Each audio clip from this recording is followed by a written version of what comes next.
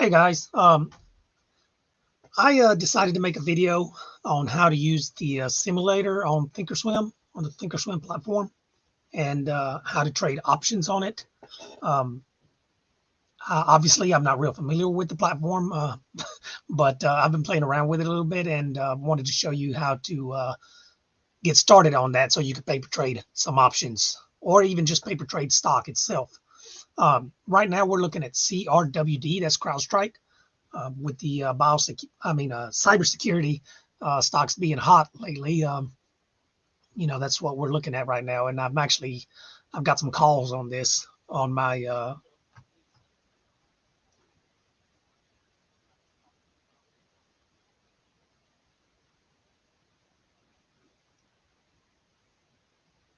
Mute that on my. Not sure if you could hear that Benzinga, but anyway, I've got some calls on this on my live account, but we're looking at it right now on this paper account. And what right now, what you see here, I have my VWAP, which is this purple area, purple line. That's the VWAP. I didn't figure out how to take these upper and lower bands off. Normally I don't have that on there, but I couldn't figure out how to take that off. The green line is what, the 9 EMA, the 9 exponential moving average. So that's basically all I have on these charts, unless we draw the Fibonacci levels. Okay. And just a quick, I'm just going to quickly point out here why I entered this trade earlier. I entered it, I believe, somewhere right in here, if I'm not mistaken. The reason I entered this trade, I missed this earlier move this morning. One, like I said, the cybersecurity stocks, they have been moving higher with the geopolitical tensions with Russia and Ukraine. But anyway, the reason I entered this trade is because this candle right here is the opening candle. And as soon as it opened, it just flushed. So this created an initial morning high, which is our first high of the day. That's our initial morning high level. Stock, pushed down, consolidated, and then it pushed back up, broke the initial morning high. If I'd been paying attention to it, when it broke that, pulled back, and it held VWAP, that would have been the entry, on CRWD. However, I missed that. So I just waited and it, came down, went below VWAP, came back up, broke initial morning high briefly, came back down, and then it reclaimed it right here, got back above VWAP, trade lines crossing. I'm expecting it to make a move higher. So one thing you can do that will help you to identify it, as you're looking in the chart, you can draw a line across that should act as a resistance area. Not real familiar with these lines here, with these drawing tools. Let's try that.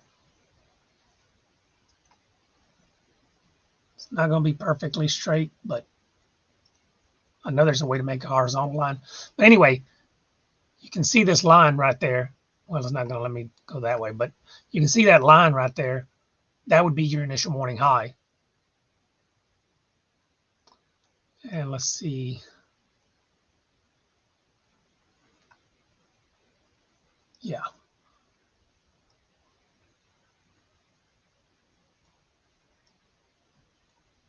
Won't let me. Okay. I was trying to put a little circle here, but anyway, I'm not, like I said, I'm not real familiar with that, so we just had to skip that step. But I'm gonna take that line off so it won't, be too cluttery. And let's see if I can exit.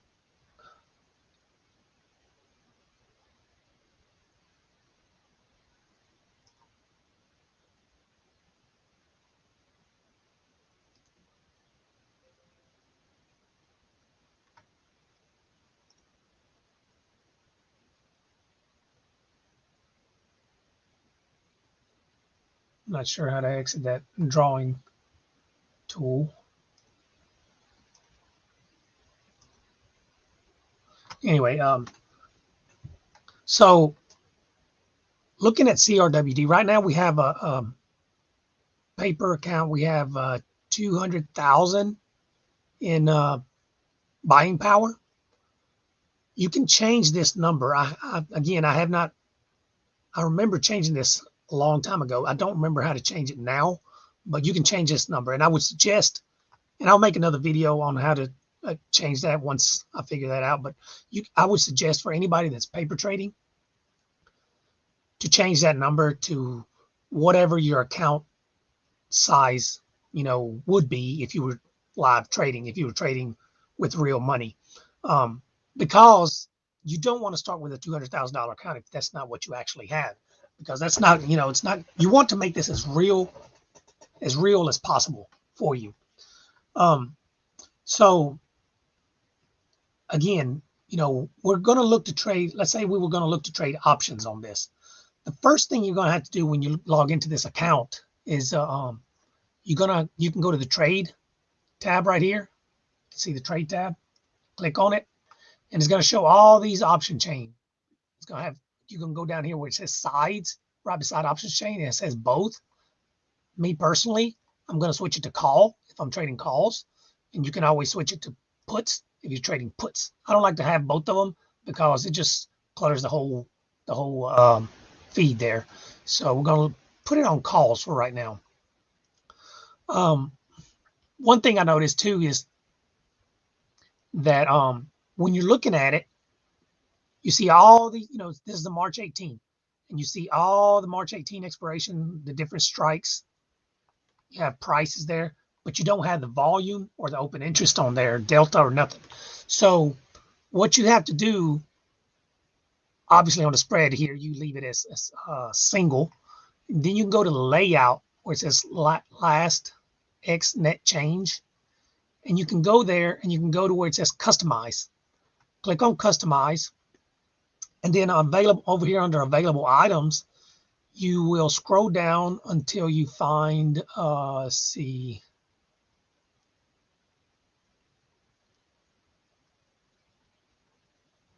Let me find it here. We're looking for volume and open interest. Volume. There we go, volume. And you can click and hold and just drag it and drop it here, and it'll be in there. Also, we want to go ahead and we want to remove these two. Want to remove that. Click on it and then click remove. Click on that and click remove. That leaves volume there. We want to put open interest on there. So there we go. Click on that, drag it. And we also want to see our delta. So click on that, drag it. And let's see, theta, however it's pronounced. I hate that word. Bring it over here.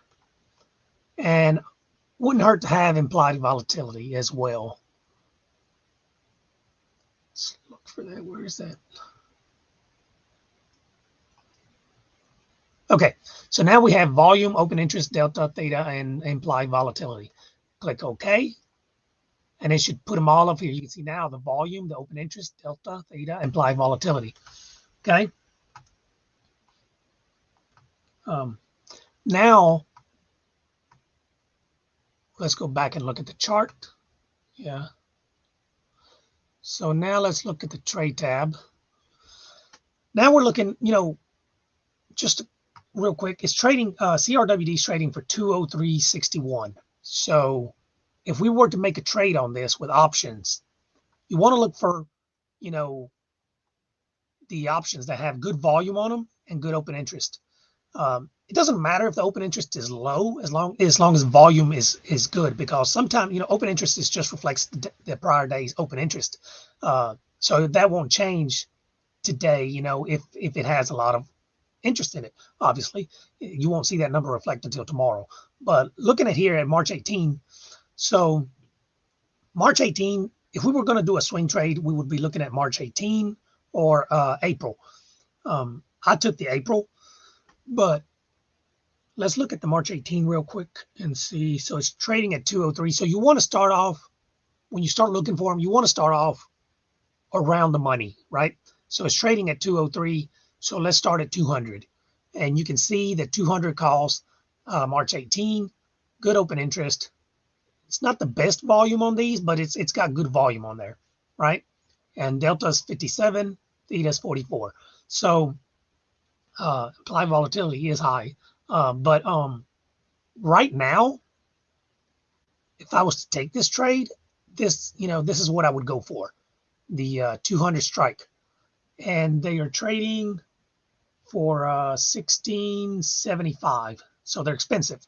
Now, if you wanted to do it, this is for a swing trade. It would be a risky swing trade because there's not much time on that. So that's why I decided to go with April. And I didn't go with the weeklies, just the April 14. And I took the 250, if I'm not mistaken. Let's look for the 250, and that's an aggressive trade. Let's see, 250, there it is. And these are trading for 545 right now. And as you can see, it's got, good open interest on it.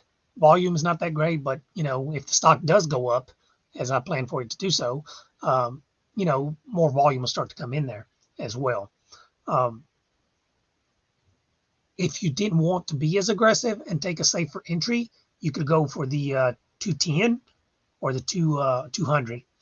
But now if you wanted to day trade this, let's see, let's close that. If you wanted to day trade it, you could look at March 4.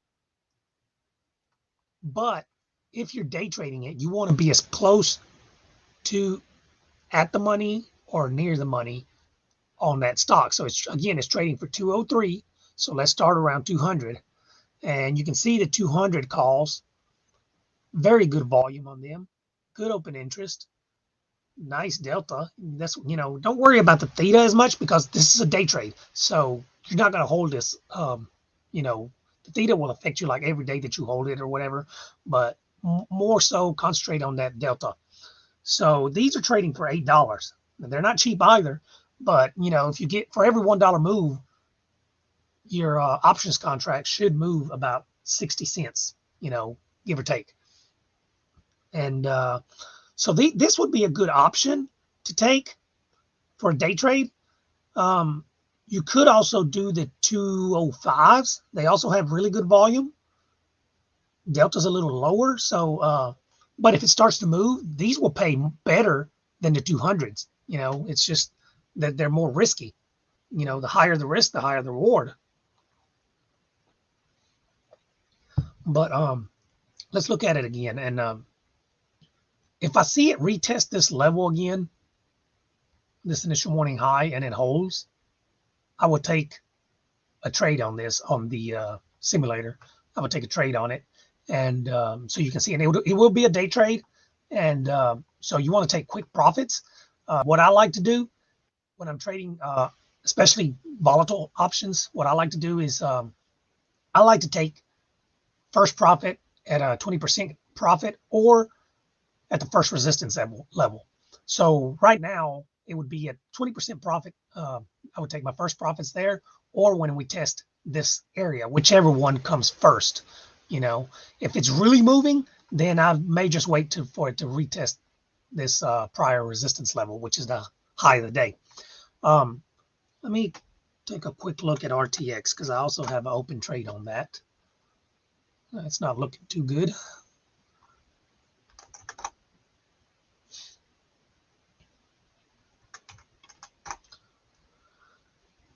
And I'm looking at TELL, TELL. I also have an open position on that. My stop on this is $3.40.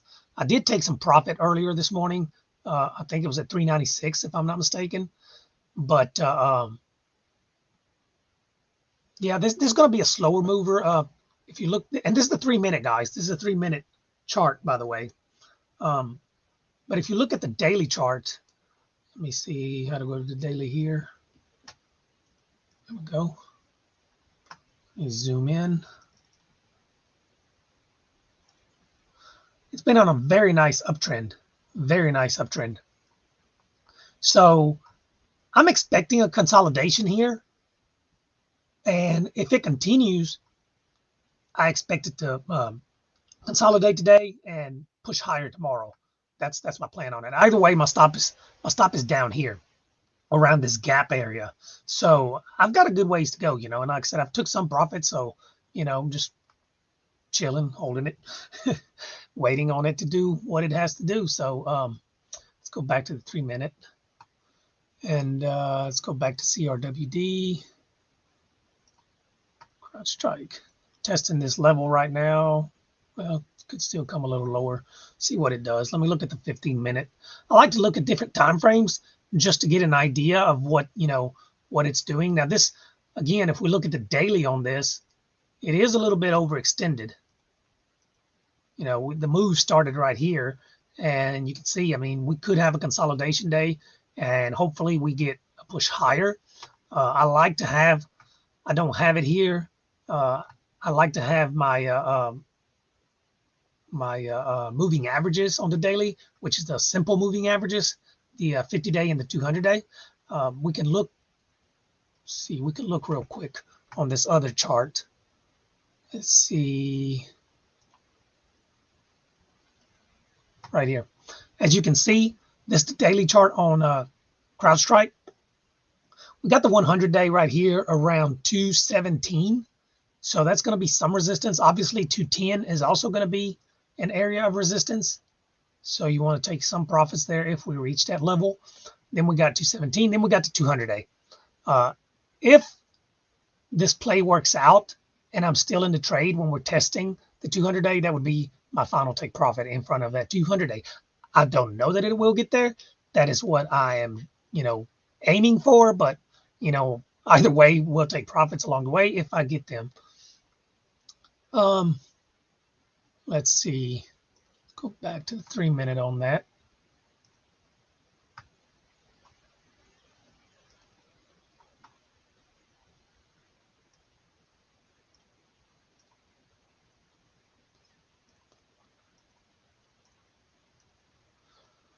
I wanted to take a short on this yesterday. It never set up for it.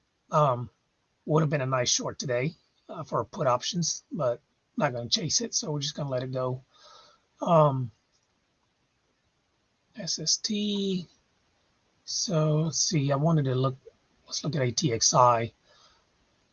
Took a loss on this earlier.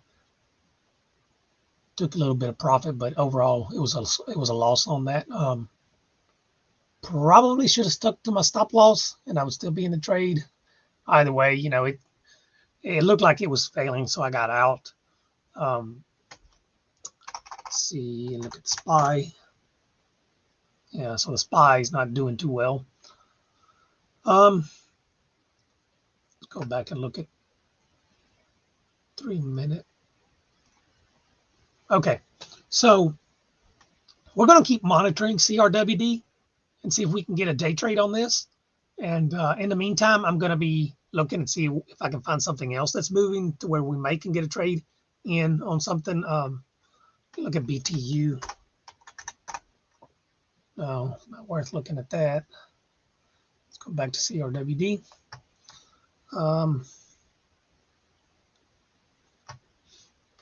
So, just going to be a little patient on this and see what happens. Oh, and while we're doing that, let me go ahead and see. Let's see. We're going to go to the trade tab. Let's just say we were going to take a trade on this. We would go to the March 4, and we would do the 200.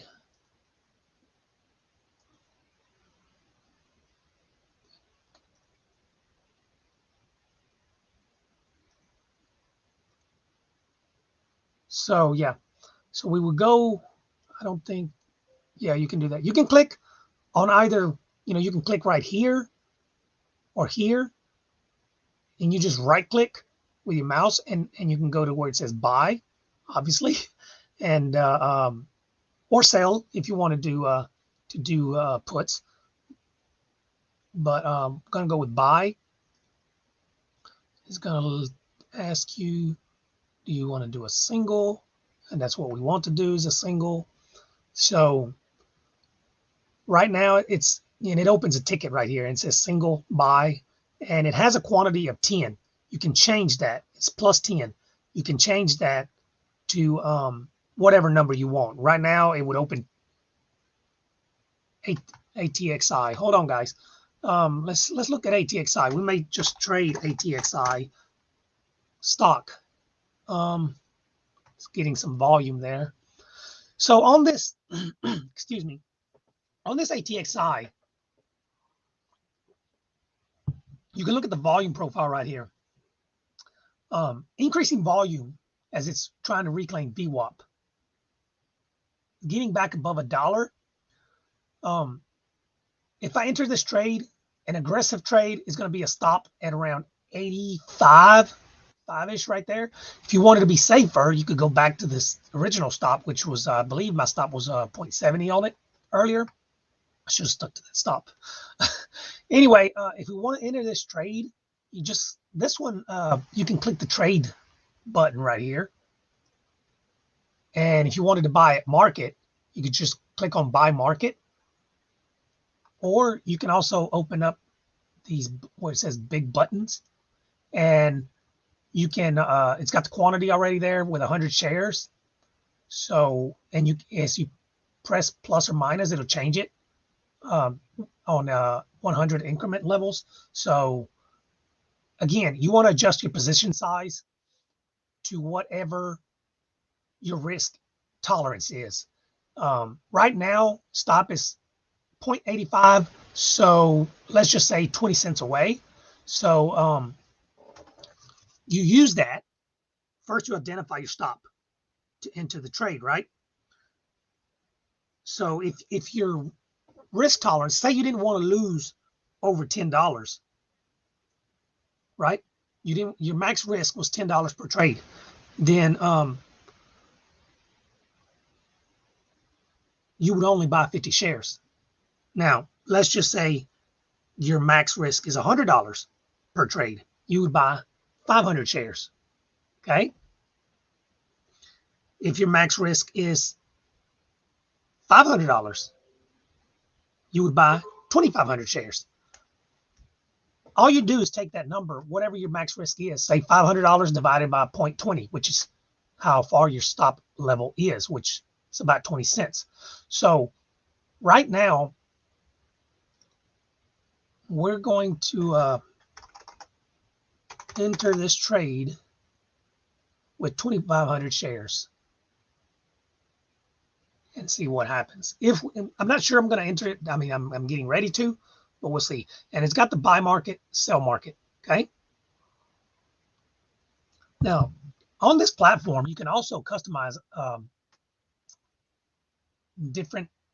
I think you can customize different widgets to where you can actively trade. It's called the active trader button. I don't see it right now and don't have time to look for it. So, but anyway, we're just going to trade it old-fashioned way here. If we enter this trade, let me take a look at the 15-minute real quick just to see what she looks like.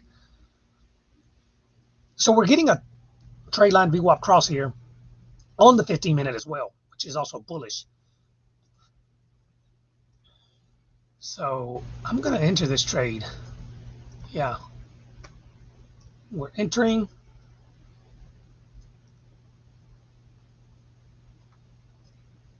And it's got the confirmation order thing there, which is annoying. So you see I had to press a couple of times. So we are in, we should be in this position with 2,500 shares. So now our first take profit is going to be around 115. This prior resistance plus this level here was 112 was the halt price. So we want to take some profit off there because that might act as some resistance, and then we'll take more profit at the high of the day. And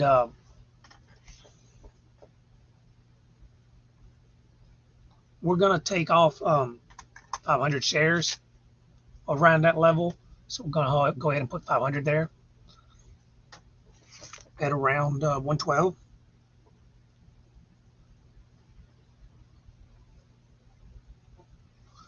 And let's see.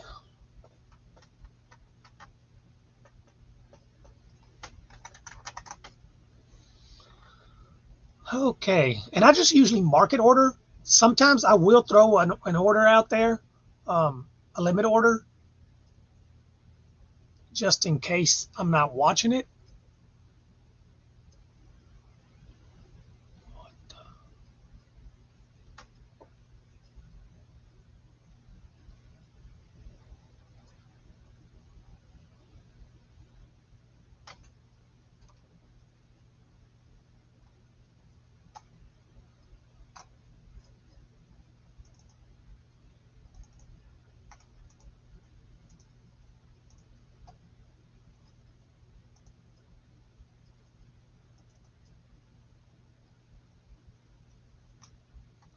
Okay, so like I said, if I'm not watching it, I'll throw a limit order out there. But right now we're just gonna watch it here, and see. And if we wanted to get out of the hold position, let's just say we wanted to sell out completely, you can just press the flatten button and it'll sell everything that you have on there.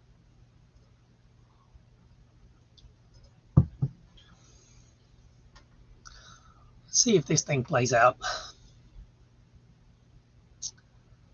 Let's see. While we're doing that, there's the active trader button. So we can open that and you can just click right here. See, click on that to buy 500 shares, or click on this side to sell 500 shares at this price at 101. You can click on the price, on that price ladder at wherever you want that. And again, you can also just press flatten to get out of the whole position. So right now, it's pulling back a little bit. That's okay. It's going to pull back a little bit. And look, if the trade doesn't work out, it doesn't work out. I mean, you just stop out. That's why you assess your risk before you enter the trade. And that's why you adjust your position size. So right now, if this trade fails, we're going to lose $500 on it. But we already know that. So, and every trade we enter, we should lose about $500, which is real easy. Your risk is real easy to control on stocks, trading stocks. It's a little bit trickier when you're trading options because you don't know exactly how much, your options premium is going to decay, right? You can get an estimate, but you don't know exactly how much it's going to decay. So when trading options, you usually want to go ahead and figure that you're going to take a 50% loss on that if it fails. If it's more and a more aggressive trade, then you want to figure on more, right? But yeah, I'm going to go ahead and set a sell order for 500 at, let's see, what was that, 112? Yeah, 112. And hopefully it tests that level because I want to watch something else. So let's see, go up on that. And I know there's a way how to do it on the chart as well, but got to get more familiar with it. Let's see. Went too far.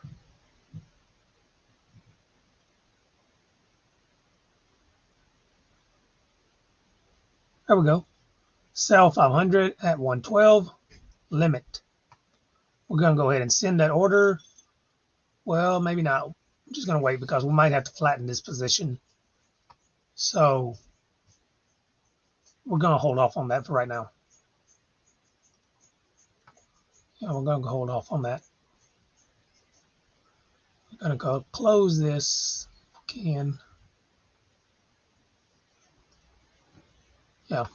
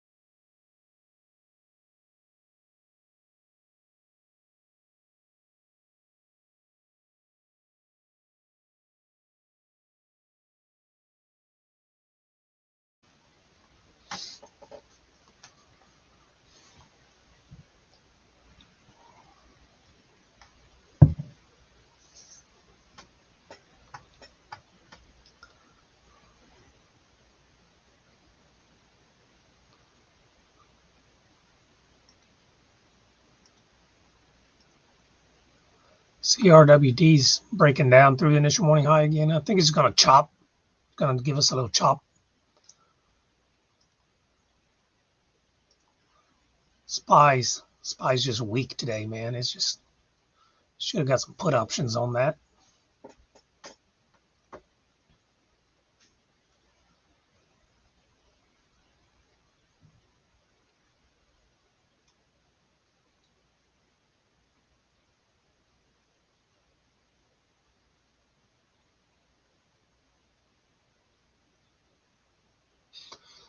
So just, we can touch on something else real quick, on how to draw your Fibonacci levels. When you're drawing your Fibonacci levels, you want to start at the prior day's close or the low of the day, whichever one is lower, right? That's when you're drawing your fibs for long. If you're drawing them for short, you want to start at the high of the day, prior day's close, or the high of the day, whichever one is higher. So using the SPY as an example, you would draw from here to down here if you were looking to short the SPY. If we go to drawings, let's see, go down here, should have the fibs. Is that, yeah, fib time series. I don't know if that's it. Actually, that's a fan.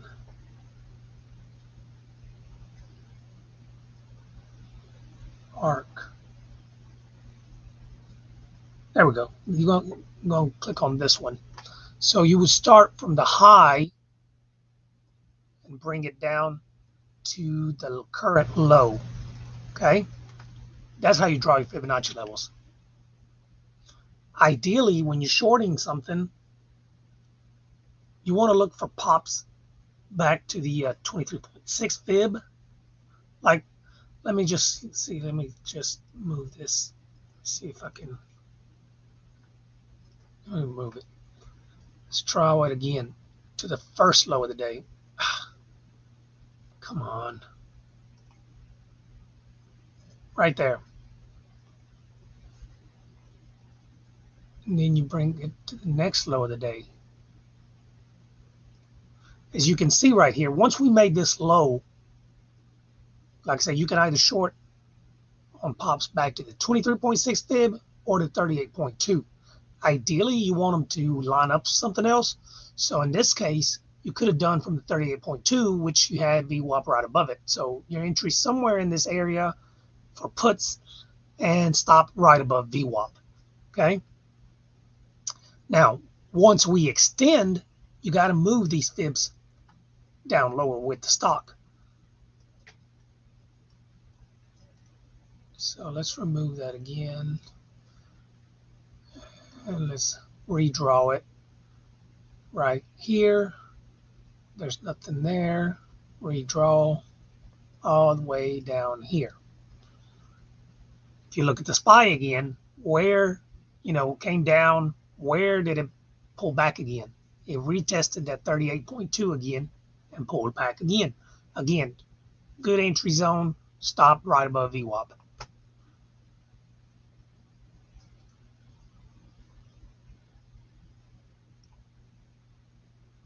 Just redraw it to the low of the day. Right now, it's at the low of the day. I mean, obviously, it can go lower. If you were an aggressive trader, you could take the trade and follow it down, but that would kind of be more like chasing it down. Be best to wait for pop back up to the 23.6 or the 38.2 fib. May not get that though. Let me look at the 15. Let me remove the drawing. Yeah.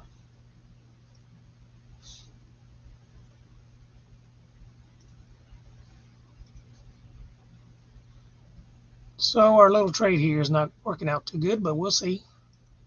The day's not over. CRWD. Now on CRWD, what I wanted to do now, since it pulled back and it didn't hold this level, what I wanted to do is reclaim that level. Okay. But like I said, it may just chop all day. It may close somewhere around this area, around $200.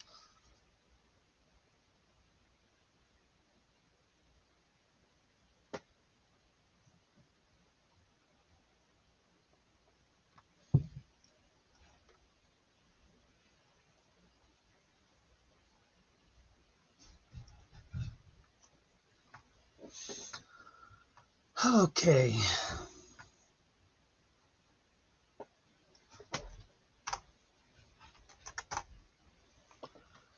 LMT looks pretty strong.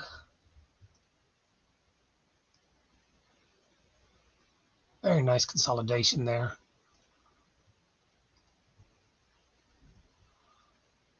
Let me look at a LMT here. On the 15-minute, on the daily. Man, it's so overextended. Okay, let's look at the options chain on this LMT. And we're going to go with March 4 for a day trade. So trading around 452. So we're going to start around 450. There we go, 450. Very good volume, even though the open interest is low. But like I said, don't worry about that. It's just a day trade. That's yesterday's open interest. We have very good volume on this, the 450s. They are trading high. They are trading for $10. Delta's 0.58. That's good.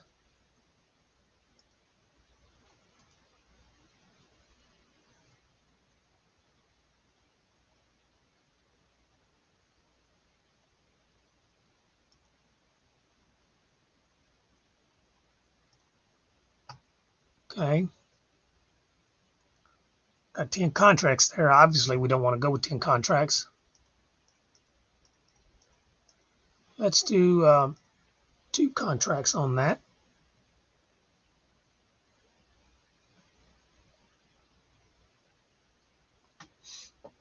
Well, let's do 3. Let's do 3 contracts.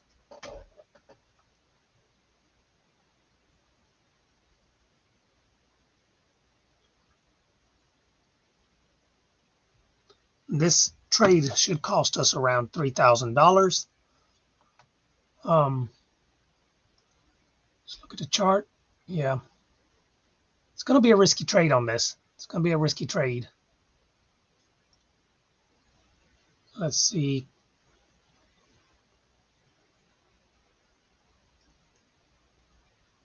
Enter this trade. And we are in.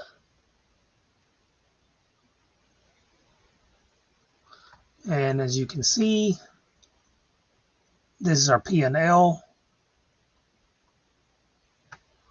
Go look at the chart.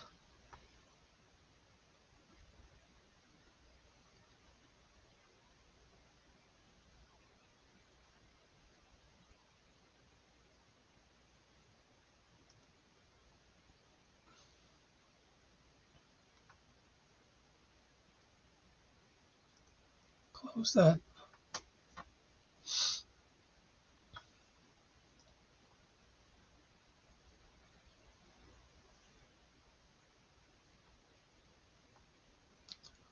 In the meantime, let's look at ATXI again. Still holding around there.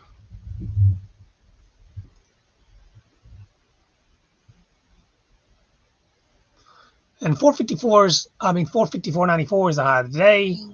So I think that is also all-time high on the stock. If I'm not mistaken. Yeah. So we're going to take some profits around that area.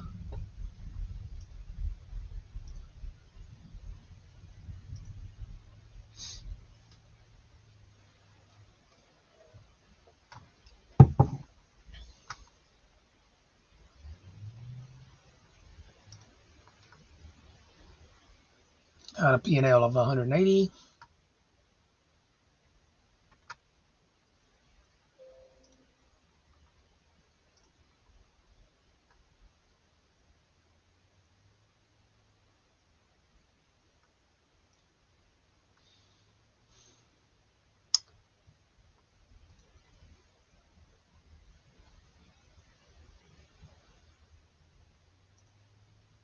Crap. That drawing off.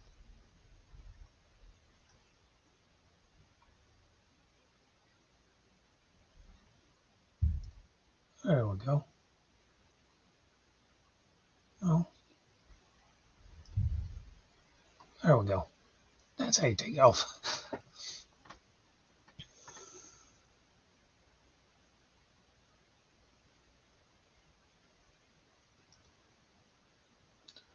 P&L of 255.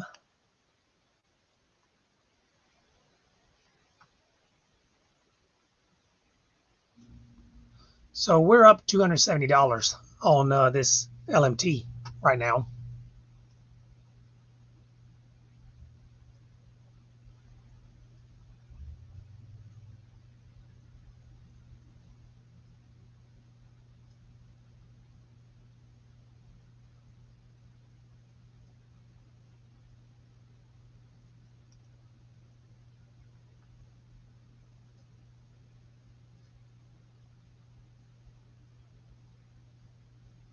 If you click on monitor and it says activity and positions, you can see your open positions on there.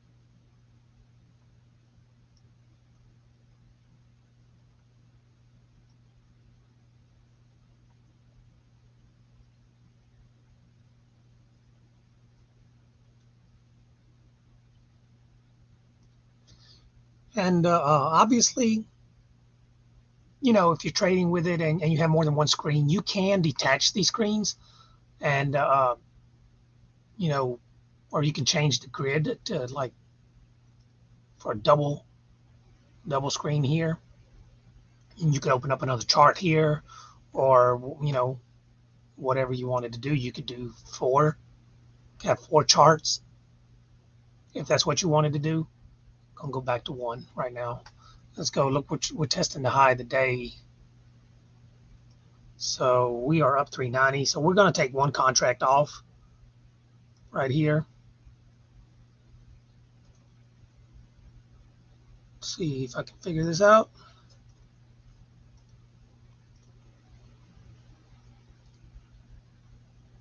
Create closing order. And we're going to go with, oh, come on, one. And see, auto single sell one auto limit 450. limit, we're going to put that on market.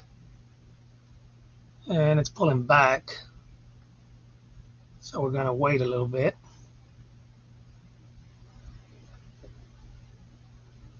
Yeah, it wasn't fast enough on this because I'm not real familiar with the platform.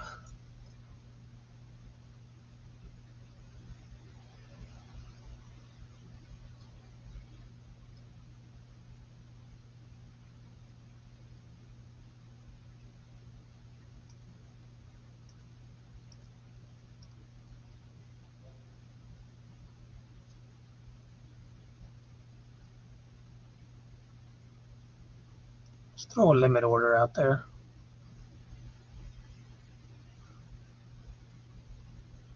I'm going at 1120.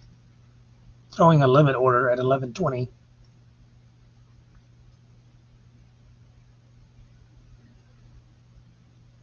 And you can see it says sell. It's not filled yet.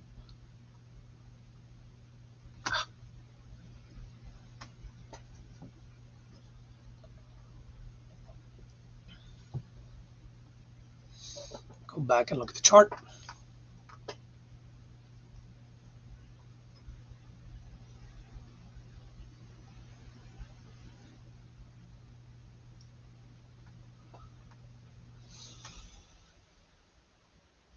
And if you wanted to change this, you can just click on that and drag it up or down, whichever way you wanted to, but we're going to leave it there at 1120.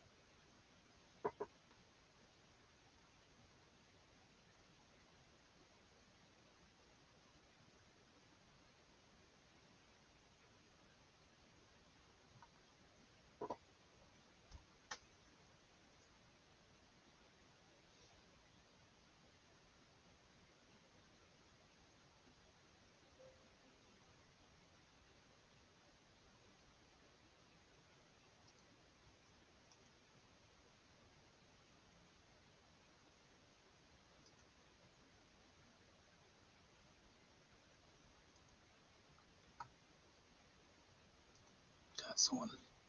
Okay. All right. Well, we just wait. Look at the tail.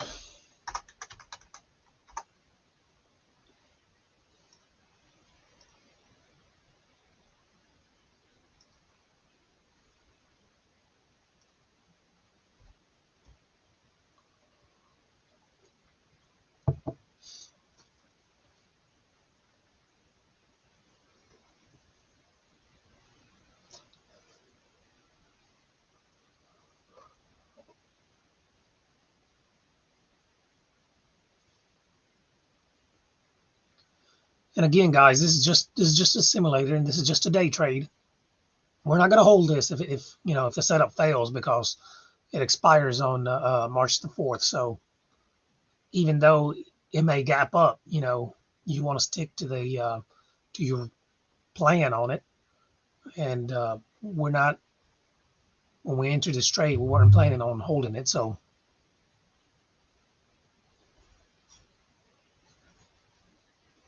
and I might have got a little bit too greedy there.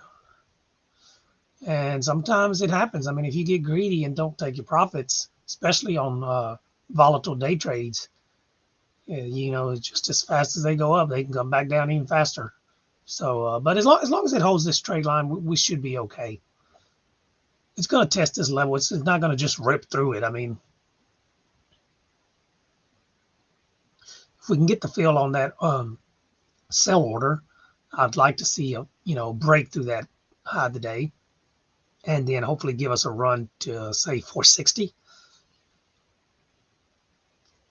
And we're at all-time highs, so there's really no resistance levels to go by. So all you can do is take profits as as it extends.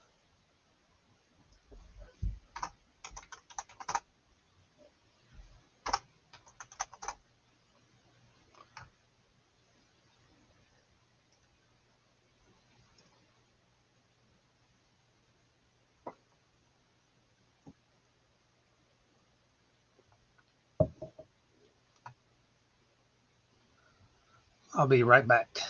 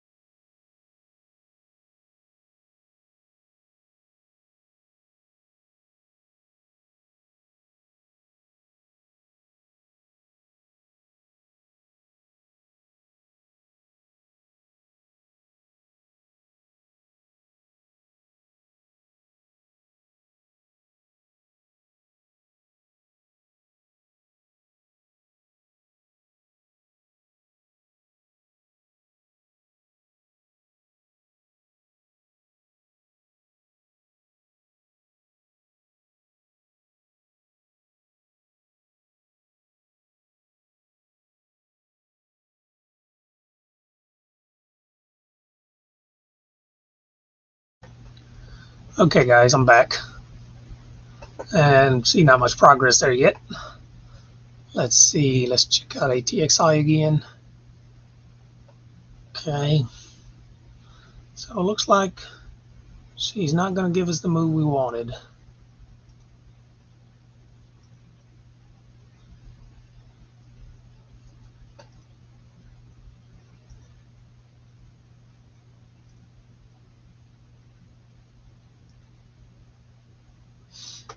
Okay. Guys, I also wanted to point out one more thing on this platform. Uh, DWAC's getting some volume here. Okay.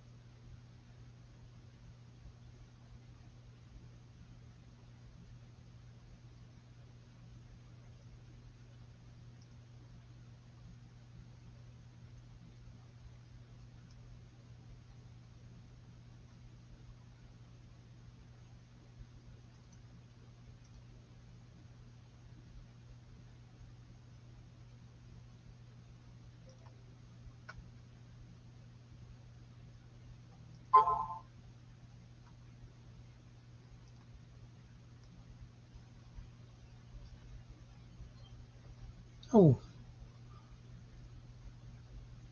okay. I think let's go back and look at LMT. Yeah. So our sell order filled.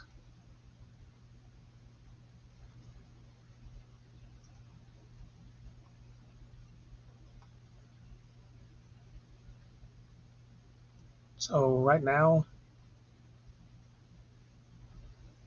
we have 2 contracts left on that. And let's see if we can get an extension on that once we break through there.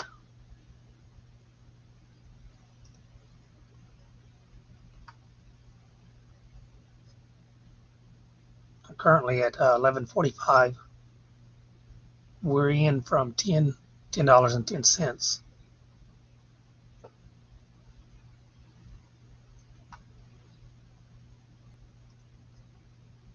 So let's see, look at ATXI real quick.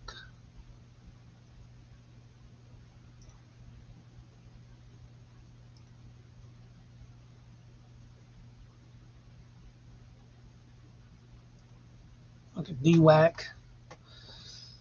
This thing is, man, I don't even like to trade it anymore because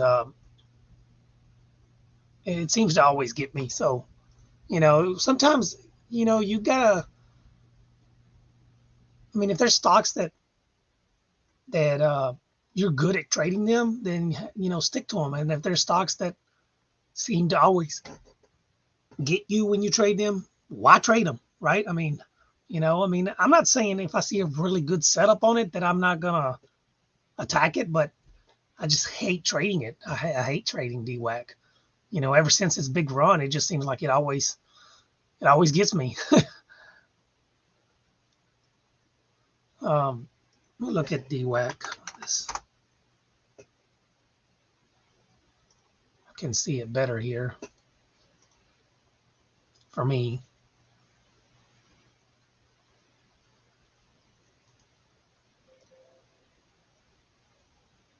Yeah, it's just a lot of consolidation there. Just a lot of. I don't know. I like how this accumulation is holding up, but it's got a lot of resistance levels in that area. It could make a run. I mean, it looks like it wants to, but I'm just gonna watch it and see. I'm not gonna enter a trade on it right now. Okay, CRWD's coming back. Like I said, it's just gonna chop around, I think.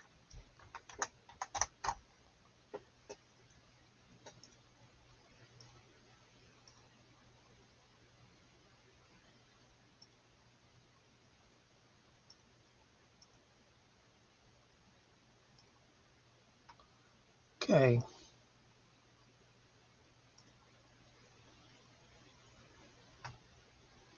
Anyways, as I was going to say earlier, one thing that you guys can keep in mind on this platform is if you log in on the live part of it, because this is the paper trading side of it. But if you log in live on Thinkorswim, on this corner right here, it has an on-demand feature. It's called on-demand. I believe it's what it says, on-demand.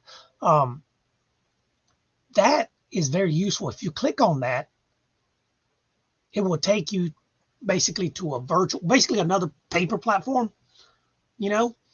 But what I like about it is you can do that at any time of the day, right? So, for instance, let's just say markets are closed. It's I don't know, 7 p.m. or 8 p.m., right? And that's the only time you have to practice. So because whether it be because of work or family or whatever, let's just say at 8 o'clock or 10 o'clock or whenever, that's when you have time to practice, or whatever time it may be. But markets are closed. So how can you practice, right? Well, with the on-demand feature, that's what's so great about it is you can take, for example, LMT, and you can enter, LMT. Once you click on demand, you can enter your stock that you want to trade and go to the day that you want to trade it. Like, say, for instance, you want to trade yesterday's price action, right? You just enter that date and it'll start you off at whatever time frame you select, and you can trade it. It'll show the exact price action that happened throughout that day, and you can, trade. And that's how you can learn how to trade as well. I don't remember exactly if yesterday's price action is available the following day, or if it's like 3 days prior. But either way, you can go back, a couple of days back and just throw in that ticker on your chart and play that price action. And it's a very good way of back testing. Like, you can also back test your strategies, like, because not every strategy or, every way of trading is going to work for everybody the same. There's people that trade strictly with RSI. There's people that trade strictly with MACD or MACD and RSI. Some use stochastics. Others just use a bunch of EMAs. And it's just whatever style you're into. You can go in there and you can back test it. And once you see that specific way of trading works for you, then that's what you stick with, right? So for me, this is what I use. I use the VWAP and the 9 EMA, which is called the trade line, and of course the fib levels, and then just support and resistance levels. And but like I said, you can back test all those strategies, or back test any trade you want to. Let's just say, you wanted to enter this trade, but you didn't know where, right? And you said, well, maybe I wanted to enter it here. You can go back and you can back test and say, well, what if I'd have entered when it tested VWAP? Of course, you would have gotten a nice little run, but it's just a very good feature to have on there. Let me look at ATXI real quick. Come on. So this is about to fail. We adjusted for 0.85, so we're gonna have to get out if it doesn't hold this level, because we're not set up to hold to 0.70. So let's see, we're gonna go with flat.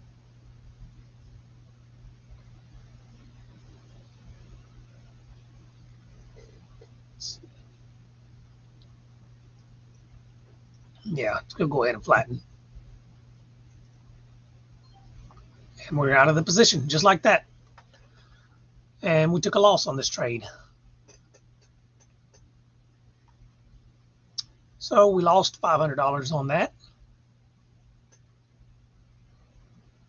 But it might hold this level, this 0.70, 0.75 area, but our position size is not set up for that. So we have to get out. I mean, we entered with a position size to stop out at 0.85, which was where it was holding support earlier.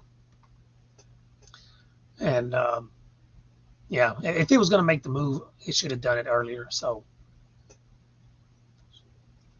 let's go back and look at LMT, and let's see where we're at.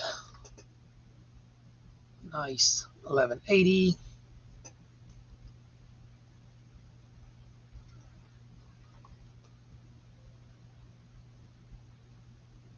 And if you hear that, I apologize for that sound. I got the Benzinga thing. I got it muted, but it still sends the notifications.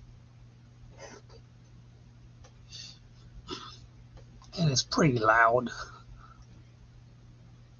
So if we get to close to 460, we will take another contract off on this LMT.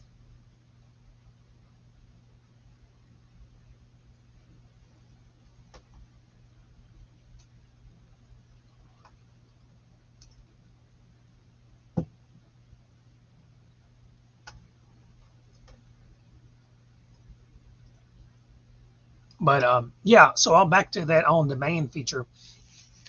It won't show on the paper account. Like I said, you have to log in live and then click on that on demand feature. I will, if I remember, I will try to make another video just on that itself, where we can back test some plays, and show you exactly how it's done. But it is a very great feature to have on there. So, you know, I think, if you want to, paper trade, Webull has a very, a good paper trading platform, but I found that it's just for stocks. I didn't find where it would you could paper trade options on it.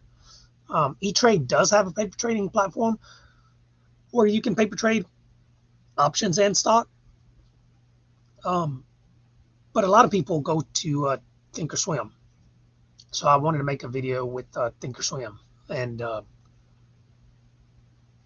and go on that. So the people that aren't familiar with it could, familiarize themselves a little bit better. I hope it helps some. Um, I'm not very familiar with it, but so far we're pretty much even because of the loss that we took on ATXI and the gains that we have so far on LMT. But more than anything is so you can get the idea of how to enter a trade or exit a trade. And like I said, we can as I figure it out some more, and I can figure out how to. Should be a way to, you know, have your open positions, somewhere here, or maybe if we go and customize with a double window, maybe we can have our open positions here, um, so we can monitor them. Um, like I said, if you have more than one window or more than one screen, you can move things around. Right now, we're just going to leave it at one.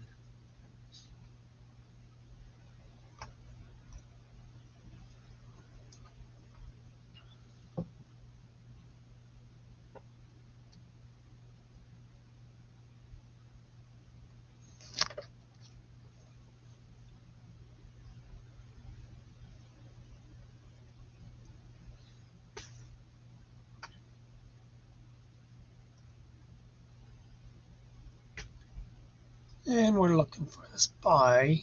I don't see it there.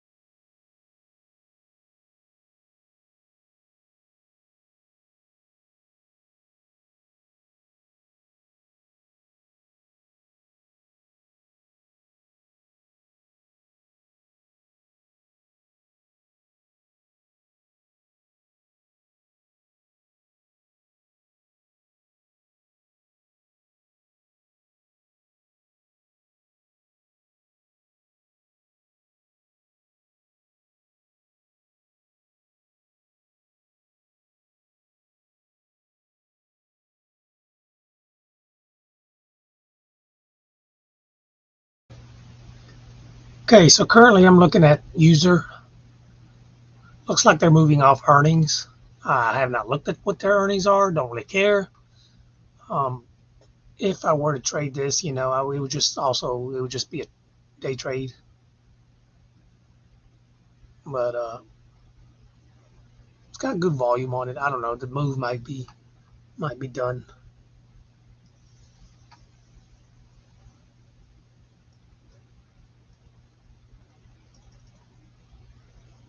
Nope. FUV. What's going on with FUV here? So whenever I look at a stock, first thing I do is look to see if there's any catalyst that's pushing it. Like any news, recent news. They did have a demo rental program with First Washington Partner. So they had a lot of PRs. Okay. A lot of times on stocks, you can see how it's been beat down, right? So on the daily, a lot of stocks, when you see this 9 EMA crossover the 50-day, it usually gives you a nice little squeeze up. Like it could go to $8. But also, if it doesn't close above the 50-day, then it could just pull back. I think this is the initial warning high. Yeah, that's our initial warning high. So let me bring this up here. What I was talking about, the initial warning high, this is a good example right here. That's why it's crucial to identify it. So we're going to put, that's our initial warning high. We're going to draw a line across it. You see, initial warning high, stock pulled back, came back up, tested it, and rejected. Where at? At the initial warning high. It will always act as resistance or support. And doesn't mean that it every time it comes to it, it's going to pull back or hold support, but it's an area of support or resistance. So it pulled back on the second attempt and broke through, right? Once it broke through that, after it failed on the first time, this is your cue to get in. Not only that, but you had a trade line VWAP cross. So if I'd been watching this, that's the cue to get in. Where would you put your stop on this? Well, you can put your stop at the low of the day on this consolidation, or prior day's close, which is pretty much in line with the low of the day. So just go with the low of the day in this case, right? Let's take a quick look at my LMT real quick before we go any further. Okay, still holding up nicely. Okay, so that's your first entry level on FUV. Now, we didn't miss this level, right? So, and your first take profits would have been around here, pulls back, holds this level. So where would your second entry be on this? Well, without using any fibs, just looking at price action itself, let me just show you why it's a good, to follow your stops. See ATXI, if we hadn't got out, now we would have been, at a bigger loss on this. Bigger loss. It's just going to keep going lower now. So always stick to your stops. Anyway, without using any fibs on this, where would FUV find support now? Well, the first thing just off the intraday chart would be prior resistance, which is 610. What else do you see at that 610? It aligns with the initial morning high. So now you have two things lining up here as resistance, which now should be your support, right? If you go back further, this is the 3-minute, you can see it also had resistance here, here, minor support there, and that's as far as you can go, right? If we look at the 15-minute, let's just draw a line right at 610. Let's see, close enough. and we go back further and just looking and see if there's any levels that align. A little bit of resistance there, not much. So now let's look at the daily and draw a line around 610. You can see what else is in here. What else? Besides those resistance levels that we see now on the intraday, resistance, support, resistance, but more importantly, we have a gap. We have a gap right here, okay? So it has to hold this gap, okay? So now, and you can go left, further left if you want to and look, but you can see resistance right there. I don't know if that was the exact IPO or the listing date or whatever, but it's resistance right there. So anyway, that's a good resistance area, and that should be a good support area. So without drawing the fibs, what you would do is wait for this pullback. As soon as it tested VWAP, there's your entry. Why? Because this should act as support.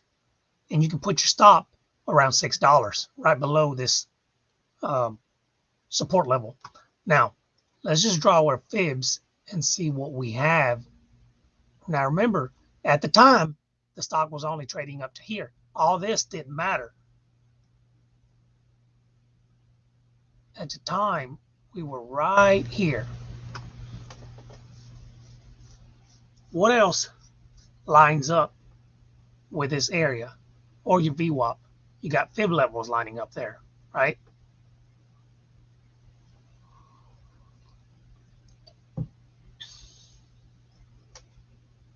So, which makes it, it's not, this wouldn't be a grade A setup because of the lower volume on there, but it's a good setup to, to look after, and enter a trade. Now, as the stock extends, obviously, if you enter right here, first take profit is right here, prior day's high, which would have been in this level right here. As it extends further, take more profits, and so on. But now we're right here. So now you move your fib levels right here. And you notice where I drew my fib levels. I drew them from the low of the day. This was prior day's close, but I drew them from the low of the day. Okay. So now what we have here is we have the 38.2 fib lining up with VWAP, right? If we go and look at the daily, what was our 50-day at? 670.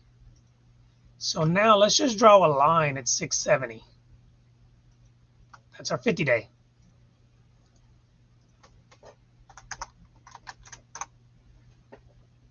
Okay. So now you have VWAP, 38.2 fib, and a 50-day right here converging at 670. This could give you an entry zone. If it wasn't for this high volume there, I would say this would be a good entry area, and you would put your stop at the initial morning high. Okay. So your stop would be 60 cents away. Okay. And you adjust your position size. You adjust your position size to where you would risk 60 cents.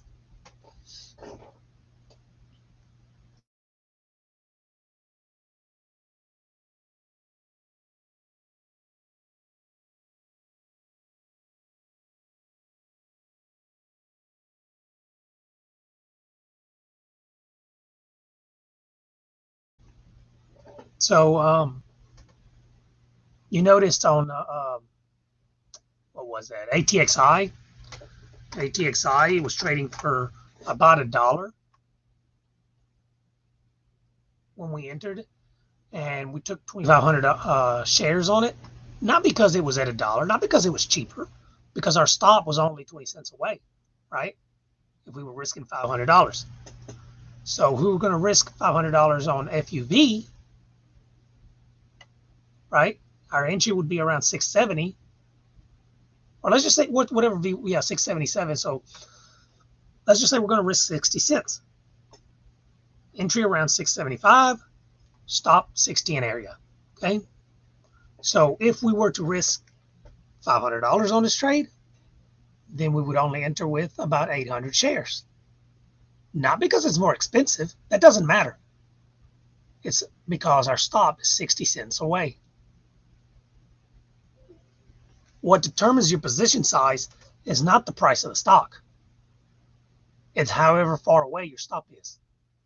Always remember that.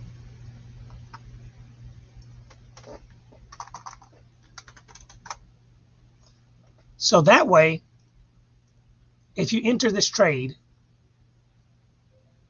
and you take a loss because you stop out, you already know what you're going to lose. There's not going to be any shock and say, oh man, I got crushed. I don't know what happened. No, you already know how much you're going to lose before you enter that trade. When we entered ATXI, we already know how much we were going to lose. We were going to lose $500, right? If we enter FUV, we're going to lose $500. If we enter TEL, we're going to lose $500. If we enter, say, let me look at something different. Let me see. Let's look at DWAC, as bad as I hate that thing. No, I want to look at something better. Hold on, let me find something real quick. Let me see what's moving. It's a little bit pricier. Okay.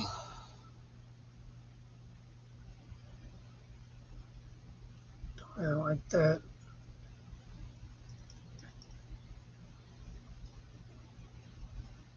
Don't like that. Nope. Come on, give me something here.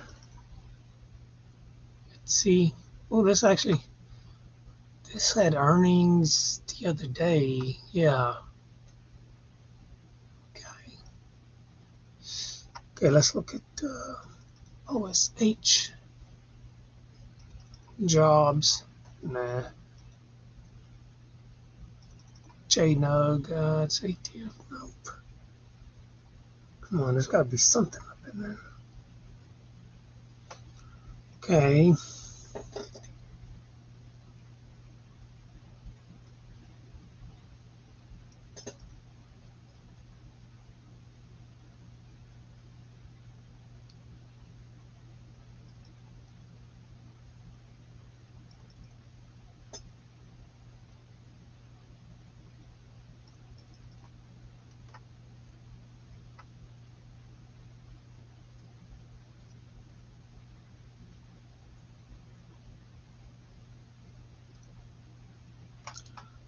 Hold on. Give me just a second. I'll find something.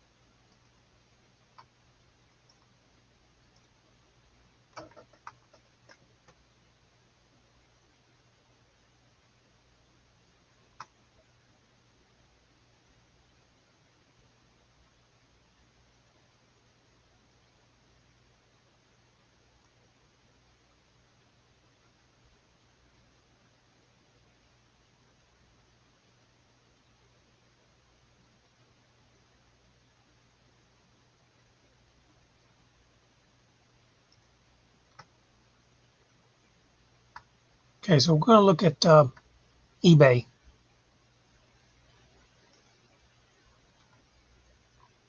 There's a very nice consolidation right here. It looks like it may have some good support right in that area. So that's what it's like 53.40. Yeah, so 53.40 area. So let's just say this is trading at 54.75, right?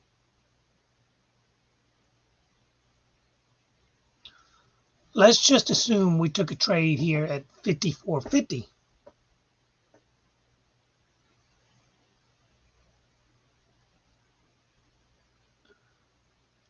This is a $50 stock. Okay. This would have been a entry zone right here. Let's just say we took it at 54.50. Let's just assume that. Our stop is going to be at 53.40. Why 53.40? You can see support, support, support. Okay. Seems to be bouncing off that level. It's not guaranteed that it's going to do it again, but that's, that's a good level to base your trade off of. Okay. So our stop, if we enter, let's just say we enter right here for a swing trade on stock, not options. Our stop is about $1.10, $20, $1.10. It'd be $1.10 away, right? So let's just go ahead and figure that it's $1.50 away. We're going to risk $500 on this trade. So you take 500 and divide it by 150, because that's how far your stop would be. Your stop is $1.50 from your entry to your stop. Okay? You're risking $1.50.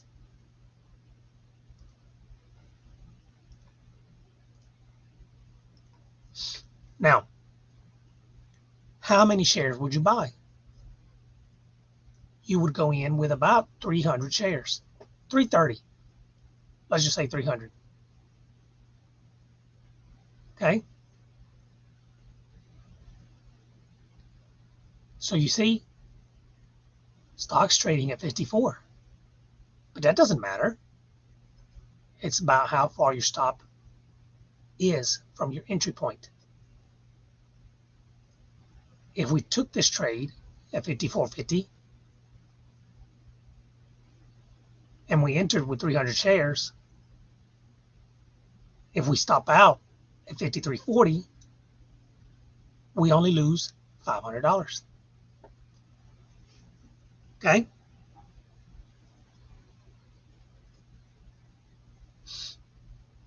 And I know, somebody say, well, you can't buy 300 shares of eBay. Well, that, it depends on people's account size. And I realize that, most people cannot do that. That's fine. I'm not saying that. I'm just trying to point out that it doesn't matter what the stock price is. It doesn't matter how expensive or cheap it may be. That's not what determines how many shares you buy. What determines how many shares you buy is the distance from your entry to your stop level. That's what determines your position size. Okay?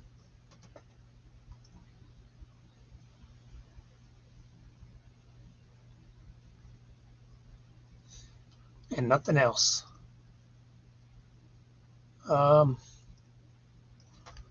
go back and look at LMT. Okay, let's look at where we're at on the options. They're trading at 11.55. Haven't moved much. Just slowly grinding. Tail coming back up. Like I said, this is going to be a turtle little swing trade that we have open on the live account.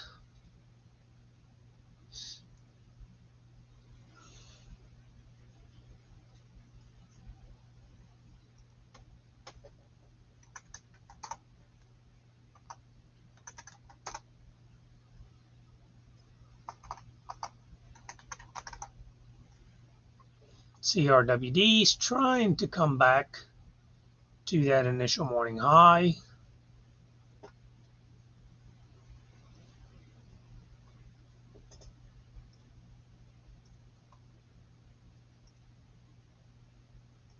It's actually above it, slightly above it.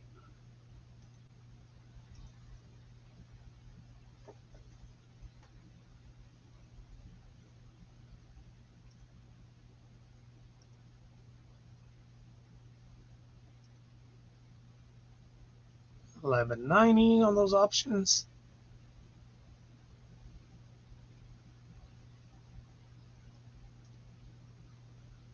Oh, that's a nice little push. $12.25. All right, looking a lot better. Like I said, I want to push closer to 460 if we can get that. You know, if we can get that, that's where I plan to sell another contract. But if you didn't want to be greedy, you know, you could take your profits here, and you would just about break even for the day, counting the ATXI loss. So,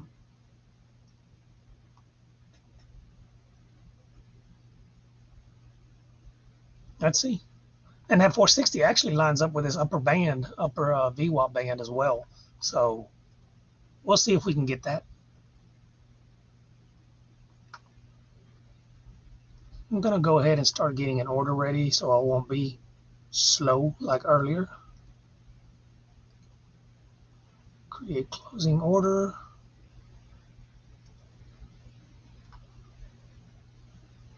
Let's see, we want 1 and do a limit. We're going to go ahead and set this at 1350 for now.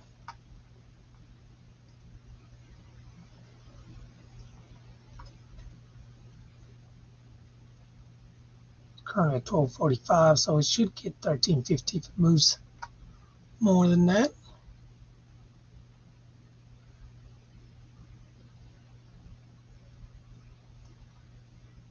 You can see it's got the price on is 1250 currently.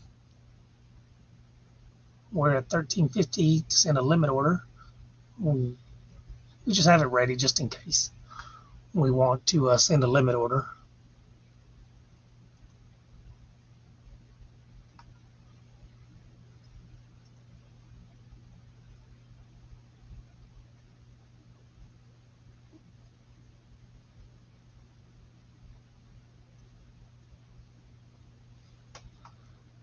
Okay.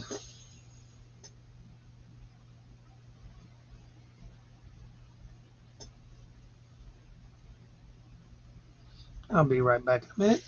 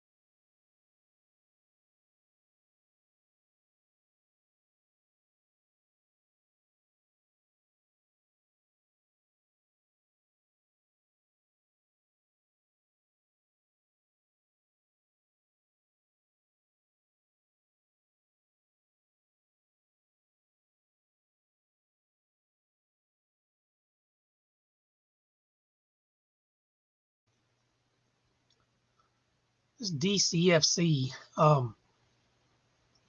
volume spike here.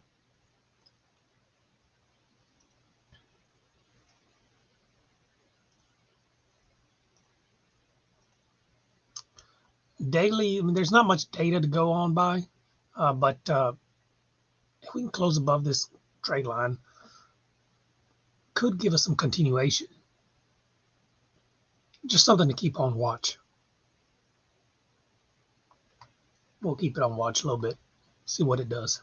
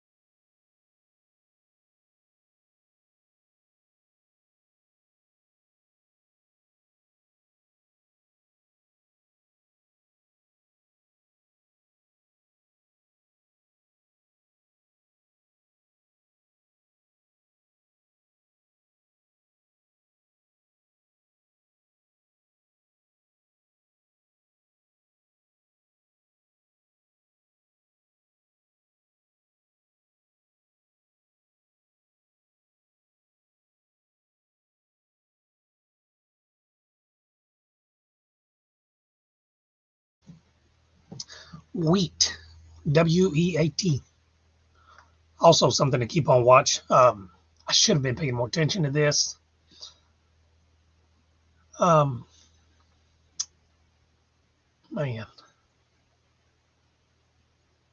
definitely getting more volume there.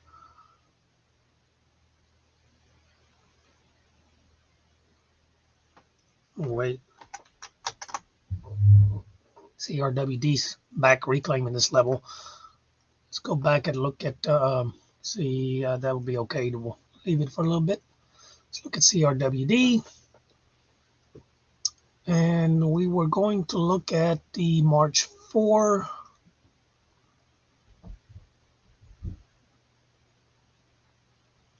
$200.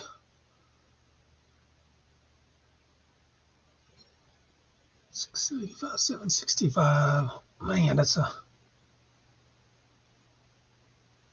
Jeez. It's about $1 spread on that thing. Okay, what about the 205? 50-cent spread.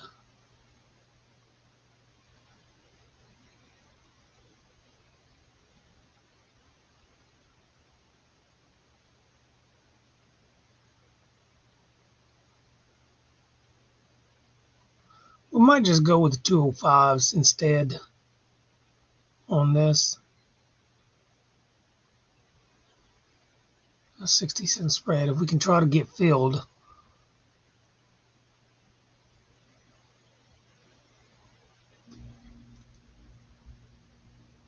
Let's try to get filled.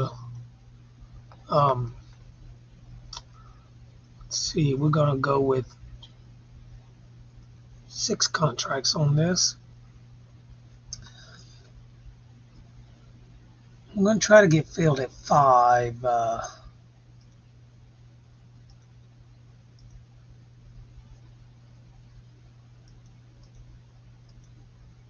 try to get filled at 510.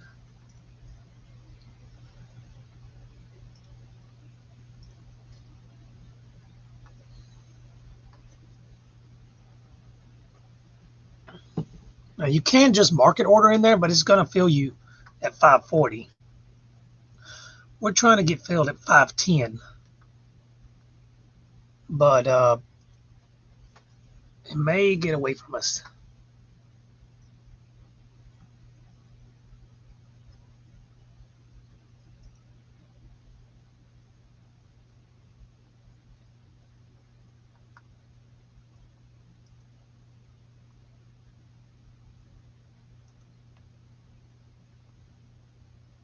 Let's look at LMT again.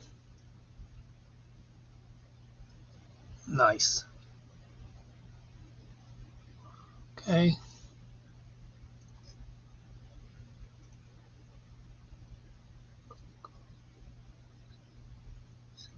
D.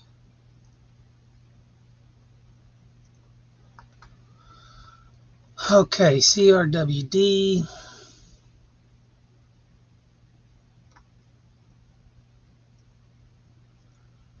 Gonna click on that. We're gonna adjust our order.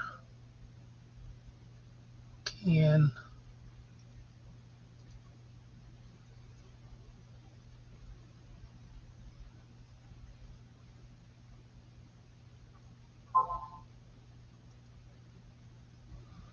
I'm gonna go with 520.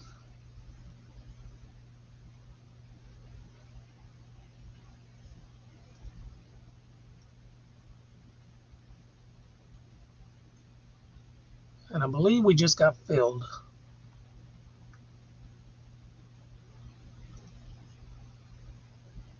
Okay. So we got 6 contracts at 520.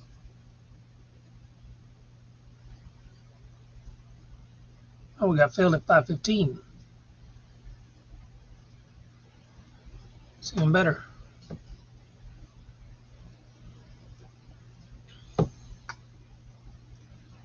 Okay.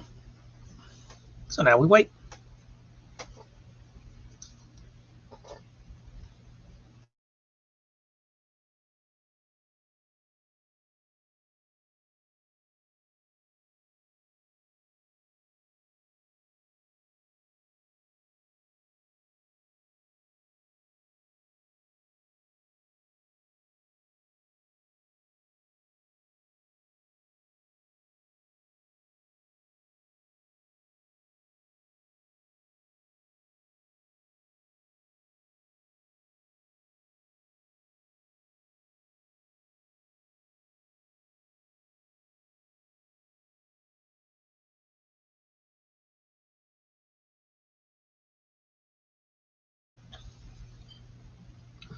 So LMT is testing.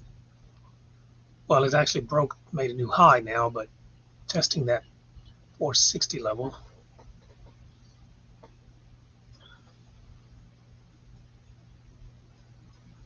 It's just been a slow grinder all day.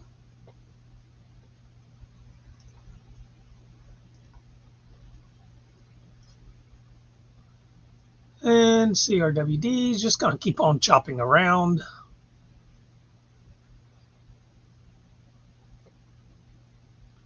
Probably could have got our fill at 510.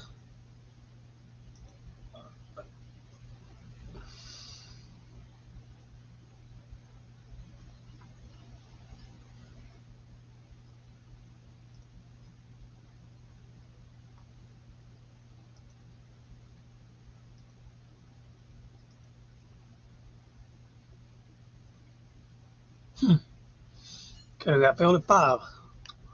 Oh well. Let's go look at the charts.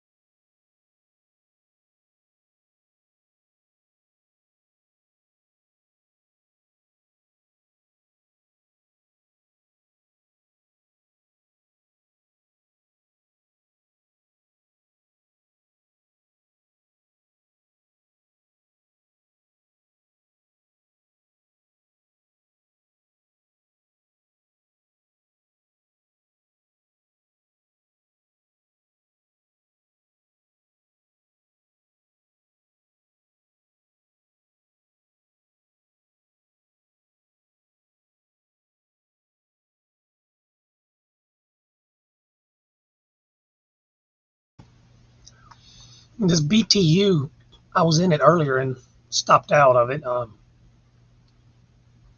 If you look on the daily though, got a nice, forming kind of a nice, kind of like a cup and handle there. I mean, got a cup there, kind of forming the handle there. If it gives us a breakout above this level, the 1970, I believe 1980, 1970, let's see, 70, the 1980, yeah, so 1970 or 80 area, going to be your breakout level. And I believe it could go probably to test 25, if not, 30. Um, just, I mean, I was in it. I actually traded it. I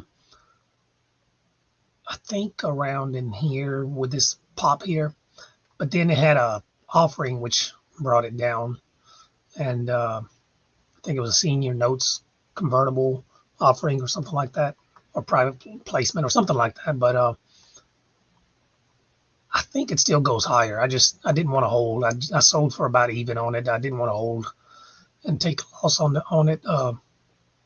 But definitely something to keep on watch with everything going on uh, with oil and everything. So uh, might get another trade on it tomorrow or the next day. But I'm looking for a breakout on it. So definitely set an alert if it breaks out above 1980. Set your alerts, and I think it could make a nice move after that. I think it could.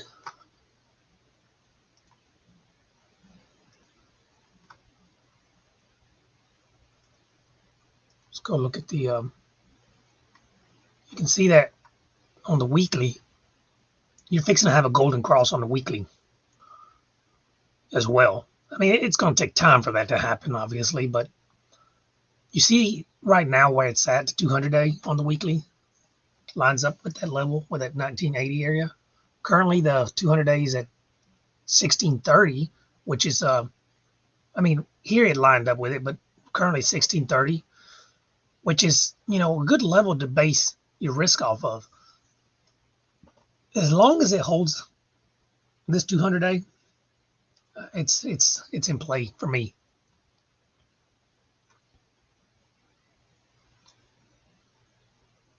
Yeah, I like this. I like this. Definitely keep eyes on it.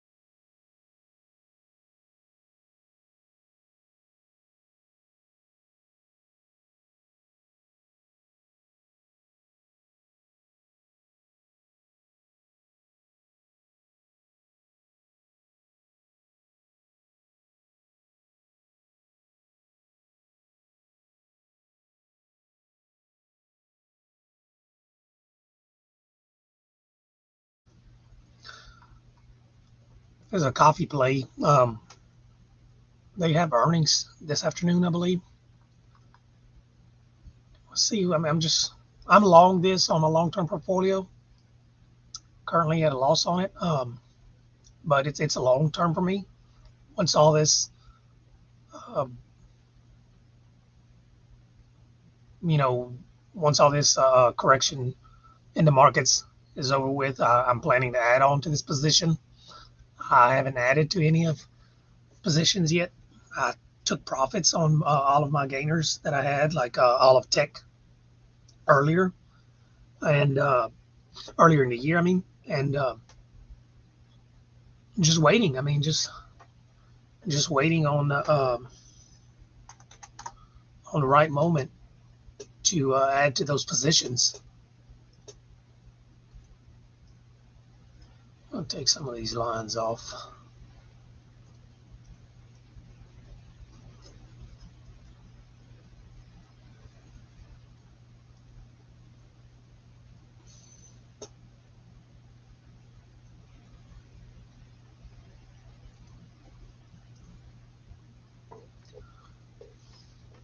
But yeah. So just everybody was. This is a spy. Um, Everybody was talking about how this was the low. Well, first it was this was a low, and it was this was a low for sure. And you saw aggressive buying at those levels. Because there's still a buy to dip mentality. Um, so whenever we had this break and made gapped way down here on the markets, this had to be the low, and everybody rushed in there and bought. You know, I haven't bought anything. I haven't rebought anything. I mean, um, just waiting. I think we're gonna come back down eventually, and we're gonna test this low again. We're for sure gonna test this low, but I think we're gonna retest this area, and we could, and that low is what 410. Yeah, 410. So we could see 400 on the SPY, which let's see where 400 would put us.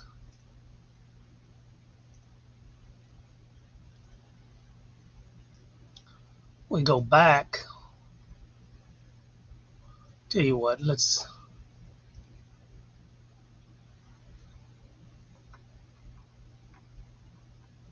me do this. Let's go into daily here.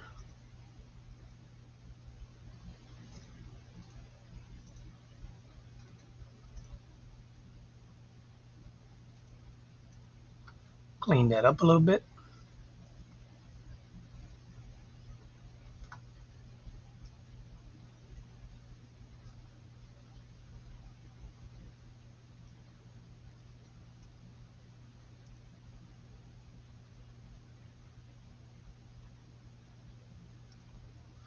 Close enough.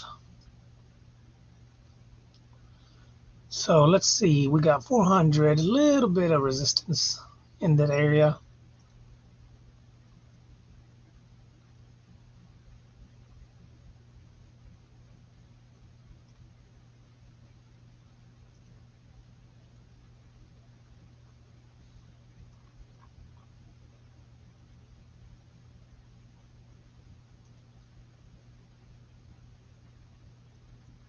Hmm.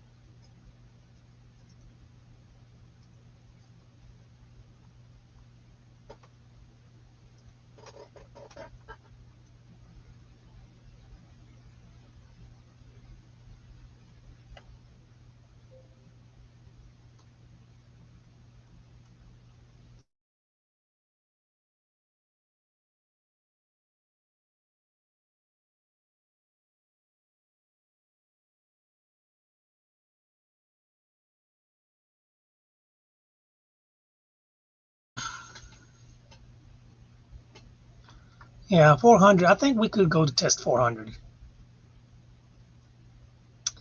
And I will consider adding around 400. But we'll just have to judge it and see what it looks like around that time frame. But for right now, that's my level that I'm currently looking at.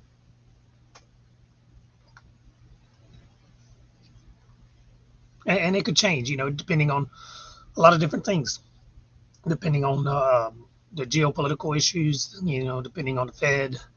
So,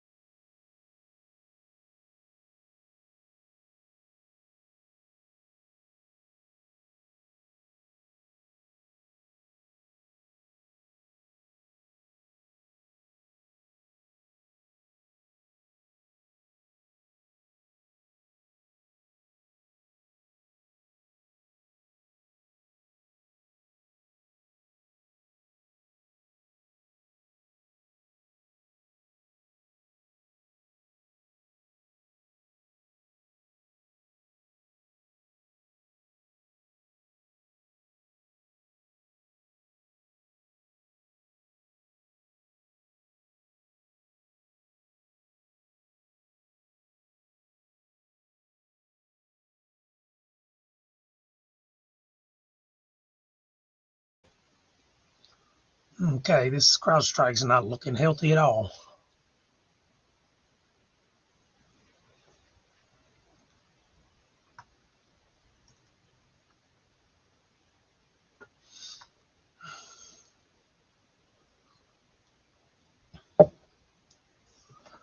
If it breaks this level, we just got to get out. Just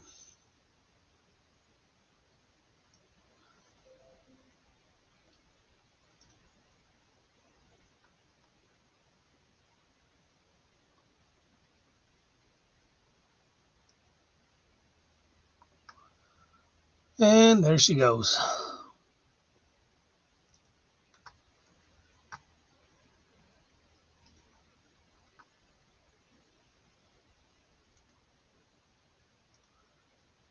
Closing.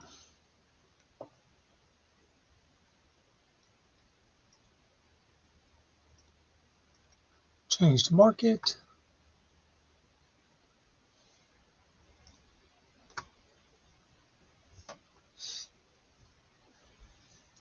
She bounced right at that level earlier.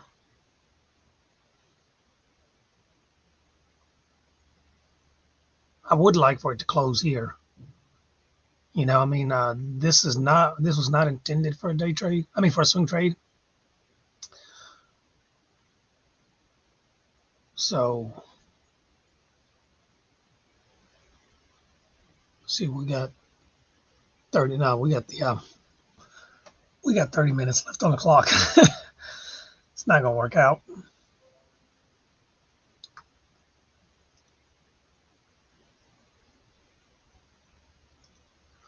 The only way I would hold this if it somehow reclaimed or got back near to VWAP. And then we could see a gap up tomorrow. But it's risky. Definitely risky.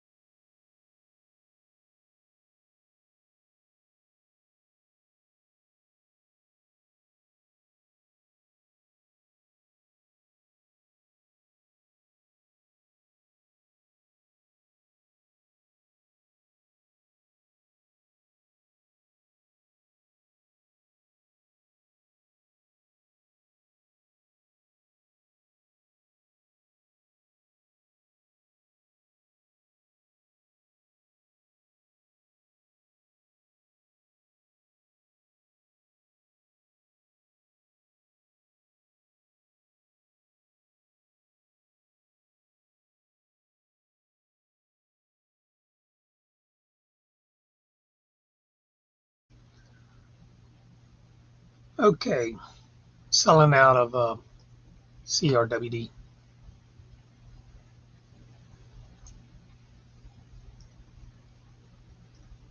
We're going to hold on to LMT. It's closing pretty strong.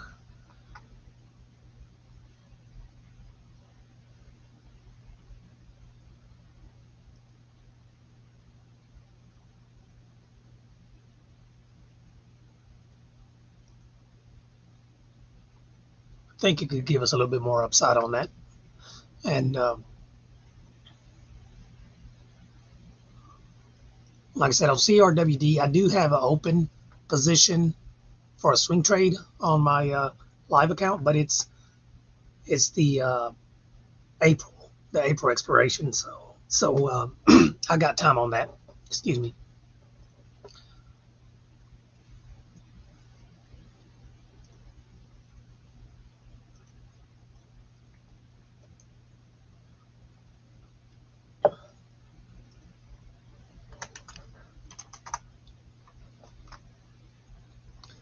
This tail, man, is just slow. Took a position on it. I think it was yesterday, and I took some profits this morning right around here. It's just a slow grinder. I mean, you hardly don't even have to pay attention to it. Just set your stop and let it move. Yeah, I mean, I think, yeah, it'd be nice to go 424, then maybe 470, 80 area, and then 570 area. That would be great. We'll see. It's got a nice little uptrend to it. We will see. Definitely keep it on your watch list.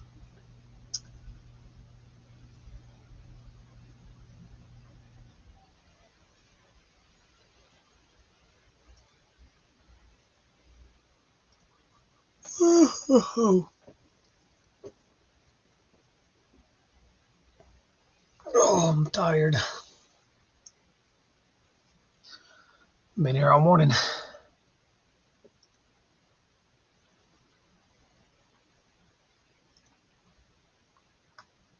Look at the SPY.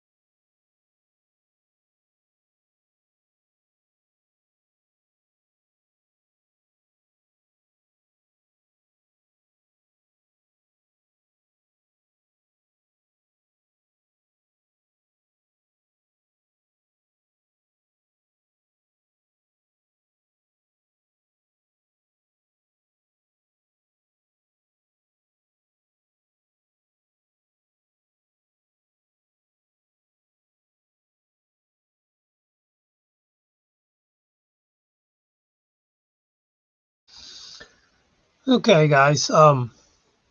We got 20 minutes to close.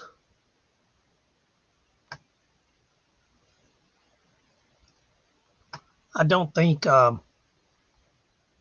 was hoping we could get a good trade in today on this, but the main thing is for you to get the idea of how to execute an options trade on there or buy and sell stock itself. All right.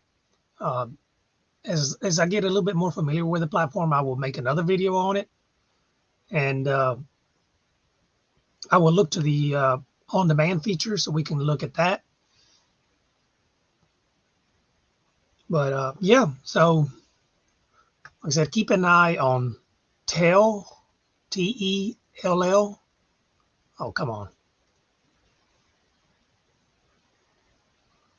Okay. Yeah. So keep an eye on TEL next couple of days. And what was that other one? Well, still keep CRWD on watch. BTU, keep that on your watch list. It's reclaiming VWAP. This BTU, I love the daily chart, weekly chart on it, but the energy, oil prices, and all that will have some correlation with it. I mean, it will affect the trade somewhat, so keep that in mind. But man, I do like this BTU. Makes me want to get back in it with a longer expiration.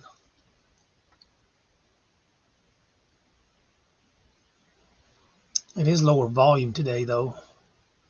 Could come back to test that trade line.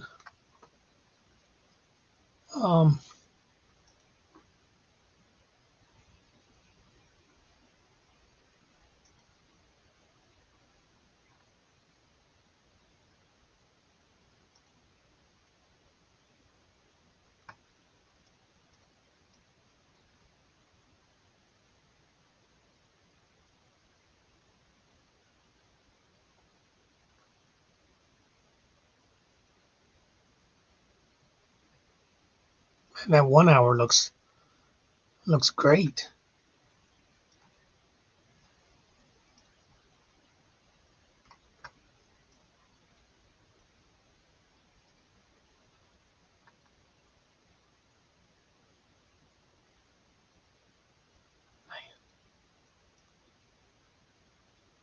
I don't know. Definitely keep this on watch.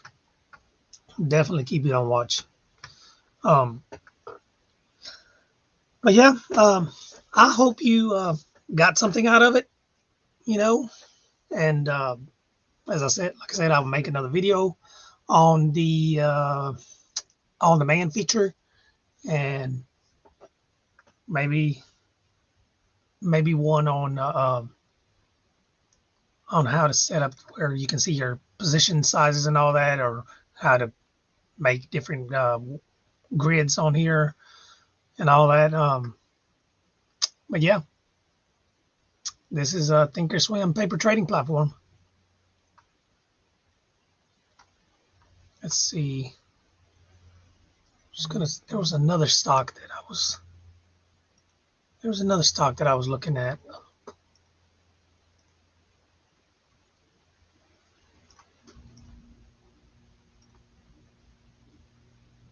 Oh, DCFC and wheat. Yeah. So DCFC is consolidating there. Not the, just keep that on maybe like in the back, like a back burner. But what was it? Wheat. Wheat, definitely keep this on watch. I think it could have a pullback maybe to this, this area, 920-ish, and then keep moving higher.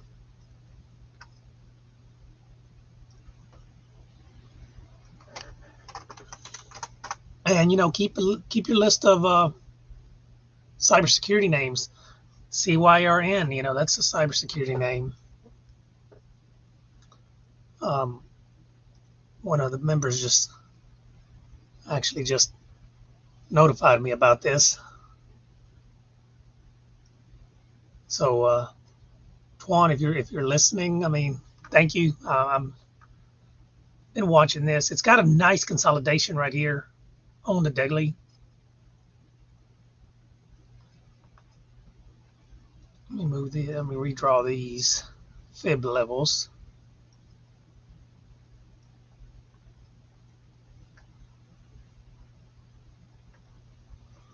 Okay, so 625.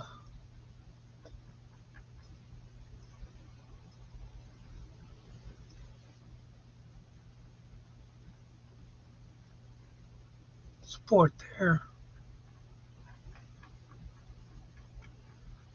And this was also a recent reverse split, so float small.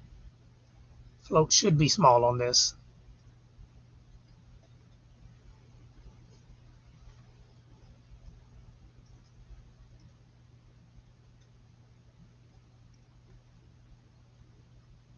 $6.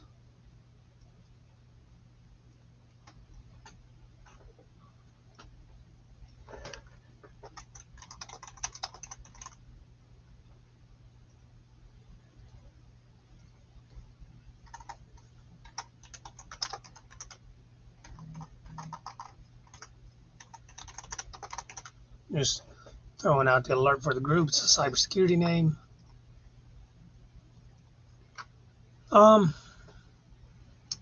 So yeah, this would be something to trade. You could put your stop.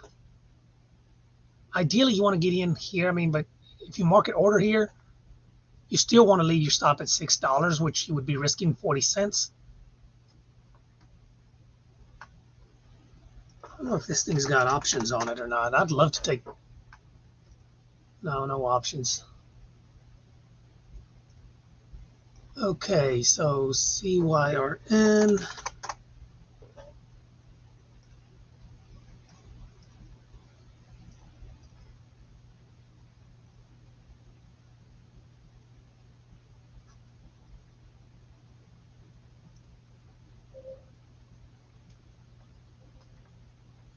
Taking this trade. Come on, where'd you fill me at?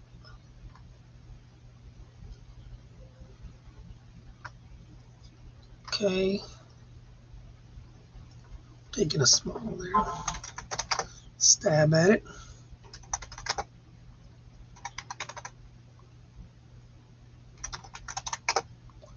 And we only have 12 minutes left in the trading session, but I think it could run after hours.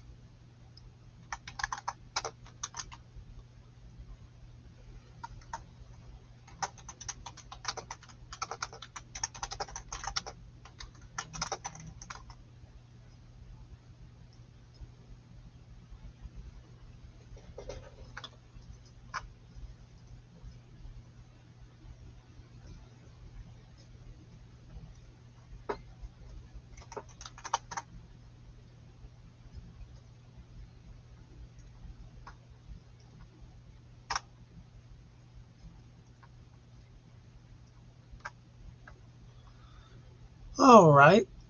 Let's see. Look at wheat. Yeah, that's going to have to pull back some on that.